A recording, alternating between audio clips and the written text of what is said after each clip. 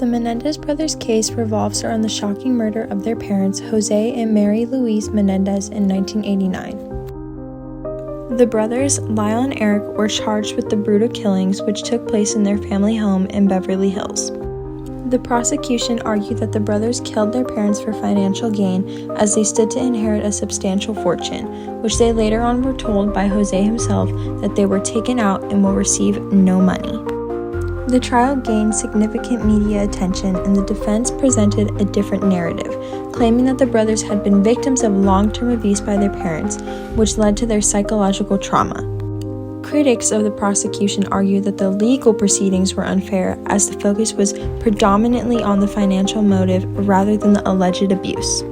Many believe that the jury was influenced by the sensational nature of the case and the portrayal of the brothers in the media, which overshadowed the complexities of their childhood experiences. Within the actual trials, both brothers displayed many acts of physical discomfort that even psychologists have taken note of for proof that the boys did in fact face physical abuse. This was a primary display of gender bias, as if the roles were to be switched, the charges would be less harsh. An example of this would be Gypsy Rose Blanchard. The Menendez brothers' case and the Gypsy Rose Blanchard case share similarities in that both involve complex family dynamics and allegations of abuse that led to tragic outcomes. In both situations, the defendants claim that their actions were influenced by years of psychological and physical trauma inflicted by their parents. In the Menendez case, Lyle and Eric argued that they were victims of long-term abuse at the hands of their parents, which contributed to their decision to kill them.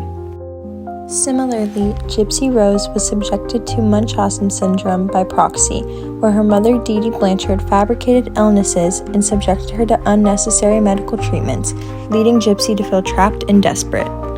Both cases highlight the struggles of individuals who feel they have been victimized by their parents, ultimately leading to violent actions as a means of escape. Additionally, both cases sparked significant media attention and public debate about the nature of abuse, mental health, and the legal system's response to such complex situations. In terms of charges, while the brothers were convicted of first-degree murder, life in prison with no possibility of parole, there is an argument that they should have been charged with a lesser offense, such as manslaughter, considering the claims of abuse and the psychological impact it had on them.